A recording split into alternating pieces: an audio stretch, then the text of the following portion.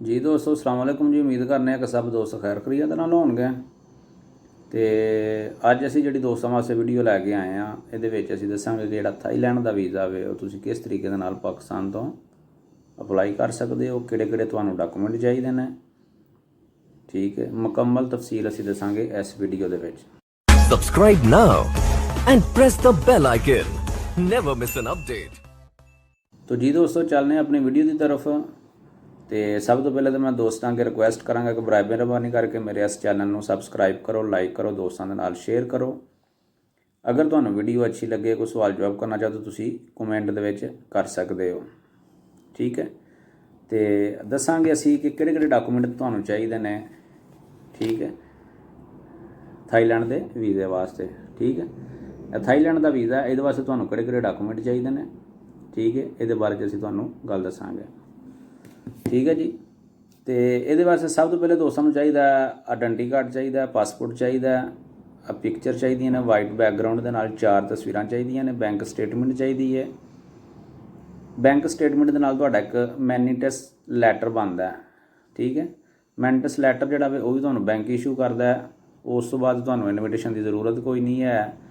Pay slip चाहिए है, company का लैटर चाहिए, होटल बुकिंग चाहिए है, तो ट्रैवल टिकट चाहिए है। ठीक है, मैं दोबारा रिपीट कर देना वा। ID कार्ड की फोटोकापी, पासपोर्ट की फोटोकापी नाल ओरिजिनल, 4 वाइट बैकग्राउंड तस्वीरां। ठीक है, उस तो बाद बैंक स्टेटमेंट विद मैनीटस लैटर, पे स्लिप, कंपनी का लैटर, होटल बुकिंग ते ट्रैवल टिकट। ठीक है, तो बिल्कुल बहुत ही ईजी तरीका वे इहदा तुहाडा अपलाई करन दा। और बहुत ही सिर्फ तुहाडी जिहड़ी लगनी है अंबैसी की फीस लगनी है, उस तो इलावा तुहाडा कुछ नहीं लगना। किसी दूसरे तीसरे एजेंटां नूं पैसे देने की जरूरत कोई नहीं। ठीक है, बहुत ही आसान तरीका वे। यह तुसीं सारियां चीज़ां लै लैनियां ने। ID कार्ड अपना लैना, दी फोटोकापी करानी है, पासपोर्ट लैना, उसकी फोटोकापी करानी है, 4 तस्वीरां अपनियां लैनियां ने। ठीक है, उस तो बाद सैलरी स्लिप, कंपनी का letter, hotel booking, travel ticket ते बैंक स्टेटमेंट। सारियां चीज़ां तुसीं एक फाइल बनानी है। फाइल बना के अच्छे तरीके दे नाल उहदे विच तुसीं अपना सारा कुछ रखना है। उस तो बाद डायरैक्ट तुसीं अंबैसी नूं वैबसाइट ते जाओ, गूगल ते जाके अंबैसी का नंबर लवो, अंबैसी नूं तुसीं कॉल कर सकते हो। कॉल करके उहदे कोल अपॉइंटमेंट लवो। बगैर अपॉइंटमेंट तो भी तुसीं जा सकते हो। जिहड़ियां छोटियां अंबैसियां ने थाईलैंड, इंडोनेशिया, मलेशिया, फिलिपाइन, इहदे विच बगैर अपॉइंटमेंट तो भी जा सकते हो।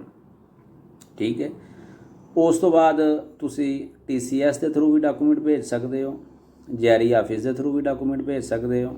ठीक है, और डायरैक्ट अंबैसी भी जा सकते हो। अंबैसी भी जाने की जरूरत कोई नहीं। इन्हां दे जिहड़ा ना ऑफिस बने दे ने लाहौर दे विच। ठीक है, बनिया दा वे सियालकोट दे मे बी कन्फर्म नहीं मनो। ठीक है, लेकिन लाहौर तो मस्ट है। ठीक है, लाहौर है, इस्लामाबाद, पिंडी है, अंबैसी भी है, ऑफिस भी है। ठीक है, उत्थे जाके तुसीं बाई हैंड कागज़ अपने देंदे हो, फीस देंदे हो। विदिन 3 वर्किंग डेज़ दे विच तुहानूं वीज़ा इशू कर देंदे ने। ठीक है, तो किसी दूसरे तीसरे बंदे के हत्थे चढ़न की जरूरत कोई नहीं।